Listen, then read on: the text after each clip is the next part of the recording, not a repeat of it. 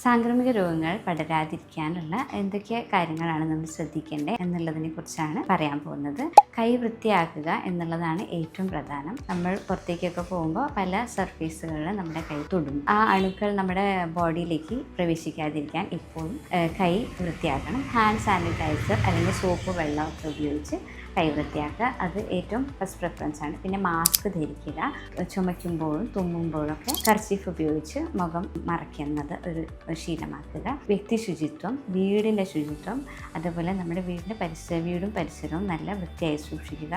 വെള്ളം കെട്ടിക്കിടക്കാൻ അനുവദിക്കരുത്. അങ്ങനെ വെള്ളം കെട്ടിക്കിടന്നാൽ കൊതുകുകൾ പെരുകി ചിക്കൻ ഗുനിയ, ഡെങ്കിപ്പനി പോലെയുള്ള രോഗങ്ങളൊക്കെ വരാനുള്ള സാധ്യതകൾ കൂടാനാണ് സാധ്യത. അതൊക്കെ ഒഴിവാക്കുക, വൃത്തിയാക്കി സൂക്ഷിക്കുക വീടും പരിസരവും. അതുപോലെ കുളിക്കുക, എന്നും കുളി വളരെ പ്രധാനം. കഴുകി അലക്കിയ ഡ്രസ്സ് തന്നെ ഉപയോഗിക്കുക. പഴകിയ ഭക്ഷണങ്ങൾ ഒഴിവാക്കുക. പുറത്തുനിന്നുള്ള ഭക്ഷണം പരമാവധി ഒഴിവാക്കുക. കുടിക്കുന്ന വെള്ളം ശുദ്ധമാണ് എന്ന് ഉറപ്പുവരുത്തുക. ഇപ്പോൾ കോട്ടക്കൽ ആയുർവേദശാലയിൽ നമുക്ക് കുറേ പ്രിവെൻറ്റീവ് ആയിട്ടുള്ള മരുന്നുകളുണ്ട്.